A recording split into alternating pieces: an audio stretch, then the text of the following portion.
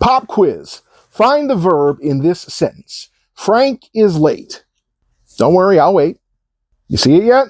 Having flashbacks to those dreams where you get to school late, or you forgot to wear pants, or where you have to deliver that pizza to Snoopy's brother Spike in Flagstaff, Arizona, so he can have that hot date with the cactus that looks like Sybil Shepherd? No, I'm pretty sure that's a normal dream. Anyway, so again, the question is the verb in the sentence, Frank is late. Eddie, do you see it? Is. I have this discussion with my students all the time when we're doing grammar practice for the ACT. They always seem to forget that is in fact a verb. It's what we call one of the be verbs, and I guess I understand why people forget about them. We usually think of a verb as being there to tell us what a noun is doing, but we forget that verbs can also be used to indicate a state of being. That's what the be verbs are for. Is, am, are, was, were, will be, being, been. These are verbs, and in fact, they're probably the most commonly used ones. I mean, can you imagine having a conversation where you don't use at least one of those words? It would be almost impossible. Well, at least in English, it would be almost impossible.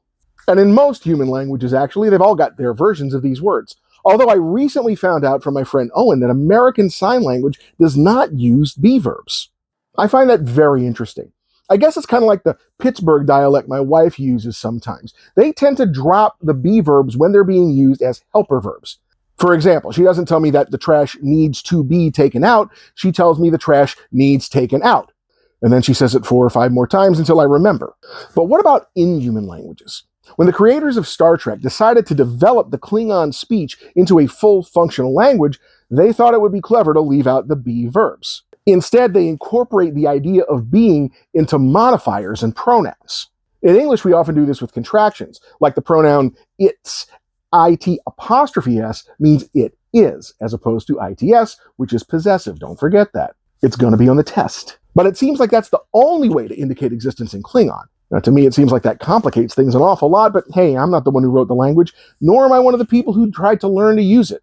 And there were a lot of them. This did, however, cause a bit of a problem when they made the movie Star Trek VI, The Undiscovered Country, and the crew of the Enterprise had a conversation with the crew of a Klingon ship about the works of William Shakespeare. You know, like you do.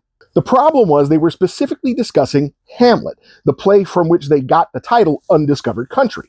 Well, you can't really talk about Hamlet without talking about the most famous speech in Hamlet. It's the most famous line in the play. It's probably the most famous line that Shakespeare ever wrote. Come on, you know what it is. How do you write to be or not to be without to be? That was the question. This joke actually led to one of the Klingon characters remarking, "You have never experienced Shakespeare until you've read him in the original Klingon." And that comment led to a group of people who were so nerdy that they make me look like Kendrick Lamar to try to translate the entire works of Shakespeare into Klingon. They even published their version of Hamlet, which they titled The Tragedy of Hamlet, Son of the Emperor of Konos. No, I haven't read it, but that doesn't mean I wouldn't.